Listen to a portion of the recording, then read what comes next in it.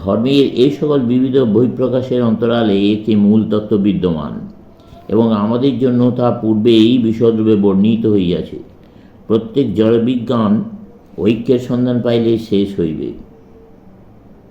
কারণ ইহার বেশি আর আমরা যাইতে পারি না। পূর্ণ ঐক্যে পৌঁছিলে তত্ত্বিক দিক দিয়া বিজ্ঞানের আর বেশি কিছুই বলিবার থাকে না। ব্যবহারিক ধর্মের কাজ শুধু প্রয়োজনীয় খুঁটিনাটিগুলির ব্যবস্থা করা। উদাহরণস্বরূপ যে কোনো একটি বিজ্ঞান শাখা, যথা রসায়নশাস্ত্রের কথা ধরা যাইতে পারে। মনে করুন, এমন একটি মূল উপাদানের সন্ধান পাওয়া গেল যা হইতে অন্যান্য উপাদানগুলি প্রস্তুত করা যাইতে পারে। তখনই বিজ্ঞান হিসেবে রসায়নশাস্ত্র চরম উৎকর্ষ লাভ করিবে। তারপর বাকি থাকিবে প্রতিদিন ওই মূল উপাদানটির নব নব সংযোগ আবিষ্কার করা এবং জীবনের প্রয়োজনীয় যৌগিক পদার্থগুলি প্রয়োগ করা। ধর্ম সম্বন্ধেও সেই কথা।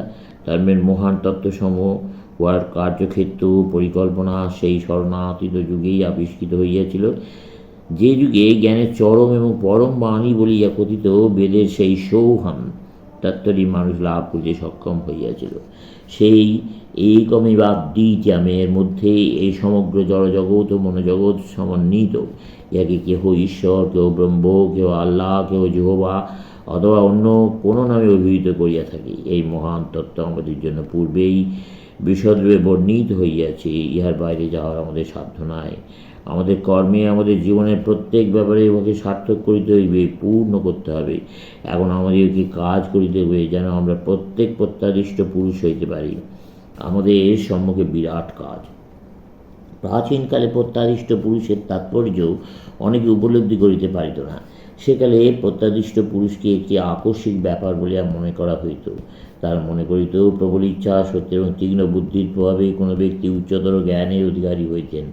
আধুনিককালে আমরা প্রমাণ করিতে প্রস্তুত যে প্রত্যেক জীবের, সে যেই হোক বা যেখানেই বাস করুক, এই জ্ঞানই জন্মগত অধিকার। এই জগতে আকস্মিক ব্যাপার বলিয়া কিছু নাই। যে ব্যক্তি আকস্মিকভাবে কিছু লাভ করিয়াছে বলিয়া আমরা মনে করি, সেও ইহা পাইবার জন্য যুগ যুগ ব্যাপী ধীর ও অব্যাহত তপস্যা করিয়াছে। সমগ্র প্রশ্নটি আমাদের উপর নির্ভর করে, আমরা কি সত্যই ঋষি বা প্রত্যাদিষ্ট পুরুষ হইতে চাই? যদি চাই তবে অবশ্যই আমরা তাহা হইব। প্রত্যাদিষ্ট পুরুষ করিবার এই বিরাট কাজ আমাদের সম্মুখে বর্তমান। জ্ঞাতসারী হইউক আর অজ্ঞাতসারী হইউক, জগতের প্রধান ধর্মগুলি এই মহৎ উদ্দেশ্যে কাজ করিয়া যাইতেছে।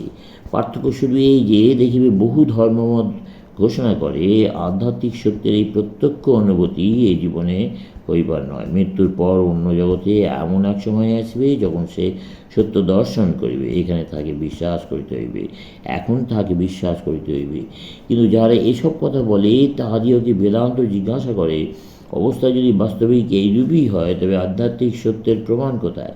উত্তরে তাহাদের বলিতে হইবে, সর্বকালের কতগুলি বিশিষ্ট মানুষ থাকিবেন যাহারা এই জীবনে সেই অজ্ঞেয় ও অজ্ঞাত বস্তুসমূহের আভাস পাইয়াছেন। অবশ্য ইহাতেও সমস্যার সমাধান হইবে না। যদি ওই সকল ব্যক্তি অসাধারণই হইয়া থাকেন, যদি অকস্মাৎই তাদের মধ্যে ওই শক্তির উন্মেষ হইয়া থাকে, তবে তাহাদেরকে বিশ্বাস করিবার অধিকার আমাদের নাই।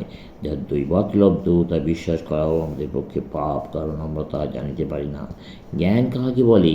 জ্ঞানের অর্থ বিশ্বত ও অদ্ভুত তত্ত্বের বিনাশ। মনে করুন, একটি বালক রাস্তায় কোনো পশু প্রদর্শনীতে গিয়া অদ্ভুত আকৃতির এক জন্তু দেখিতে পাইল। সেই জন্তুটি কি সে চিনিতে পারিল না। তারপর সে এমন এক দেশে গেল যেখানে জাতীয় জন্তু অসংখ্য রহিয়াছে। তখন সে উহাদেরকে একটি বিশেষ শ্রেণীর জন্তু বলিয়া বুঝিল এবং সন্তুষ্ট হইল। তখন মূল তত্ত্বটি জানার নামই হলো জ্ঞান।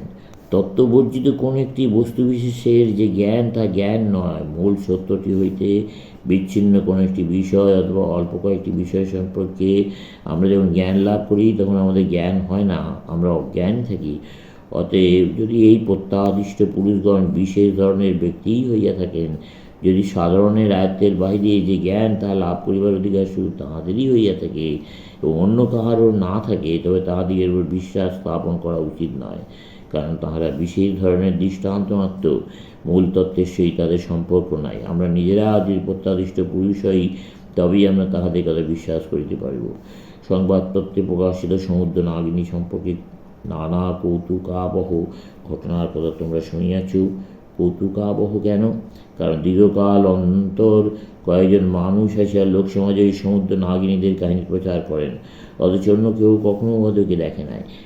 তাদের উল্লেখযোগ্য কোনো বিশেষ তত্ত্ব নাই, কাজেই জগৎ উহা বিশ্বাস করে না। বস্তুত ওই সকল কাহিনীর পশ্চাতে কোনো শাশ্বত সত্য নাই বলিয়া এই জগৎ উহা বিশ্বাস করে না। যদি কেউ আমার সম্মুখে আসিয়া বলে যে একজন প্রত্যাদিষ্ট পুরুষ তার স্থূল শরীর সহ অকস্মাৎ বোম পদে অদৃশ্য হইয়া গেলেন, তাহলে সেই অসাধারণ ব্যাপারটি দর্শন করিবার অধিকার আমার আছে। আমি তাকে জিজ্ঞাসা করি, তোমার পিতা কিংবা পিতামহকে ঈশ্বরটি দেখিয়াছিলেন? সে উত্তরে বলে, না, তারা কেউই দেখেন নাই, কিন্তু 5000 বৎসর পূর্বে ওইরূপ ঘটনা ঘটিয়াছিল। আর ওইরূপ ঘটনা যদি আমি বিশ্বাস না করি, তবে অনন্তকালের জন্য আমাকে নরকে দগ্ধ হইতে হইবে। এ কি কুসংস্কার! আর ইহারই ফলে মানুষ তাহার দেব স্বভাব হইতে পশু স্বভাবে অবনত হইতেছে। যদি আমাদেরকে সব কিছু অন্ধভাবে বিশ্বাস করিতে হয়, তবে বিচার বুদ্ধি আমরা লাভ করিয়াছি কেন? যুক্তিবিরোধী কোনো কিছু বিশ্বাস করার কি মহাপাপ নয়? ঈশ্বর যে উৎকৃষ্ট সম্পদটি আমাদেরকে দান করিয়াছেন, তাহা যথাযথভাবে ব্যবহার না করিবার কি অধিকার আমাদের আছে? আমার নিশ্চিত বিশ্বাস এই যে ঈশ্বর দত্ত শক্তির ব্যাপারে অক্ষম অন্ধবিশ্বাসী অপেক্ষা যুক্তিবাদী অবিশ্বাসীকে ভগবান সহজে ক্ষমা করিবেন। অন্ধবিশ্বাসী শুধু নিজের প্রকৃতিকে অবনমিত করে এবং পশু স্তরে অধঃপতিত হয়, বুদ্ধি নাশের পরে ধ্বংসপ্রাপ্ত হয়। যুক্তি বিচারের আশ্রয় আমরা অবশ্য গ্রহণ করিব এবং সকল দেশের প্রাচীন শাস্ত্রে বর্ণিত এই সকল ঈশ্বরের দূত ও মহাপুরুষের কাহিনীকে যখন যুক্তিসম্মত বলিয়া প্রমাণ করিতে পারিব, তখন আমরা তাদেরকে বিশ্বাস করিব। যখন আমাদের মধ্যেও তাদের মতো প্রত্যাদিষ্ট পুরুষকে দেখিতে পাইব, তখনই তাহাদেরকে বিশ্বাস করিব। তখন আমরা দেখিব যে তারা বিচিত্র ধরনের কোনো জীব নয়, পরন্তু কতগুলি তত্ত্বের জীবন্ত উদাহরণ মাত্র। জীবনে তাহারা তপস্যা করিয়াছেন, কর্ম করিয়াছেন, ফলে নীতি বা তত্ত্ব শতই তাহাদের মধ্যে রূপ পরিগ্রহ করিয়াছে। আমাদেরকে ওই অবস্থা লাভ করিতে হলে অবশ্যই কর্ম করিতে হইবে। যখন আমরা প্রত্যাদিষ্ট মহাপুরুষ হইব, তখনই আমরা তাকে চিনিতে পারিব। তাঁরা মন্ত্রদ্রষ্টা ছিলেন। ইন্দ্রিয়ের পরিধি অতিক্রম করিয়া অতীন্দ্রিয় সত্য দর্শন করিতেন।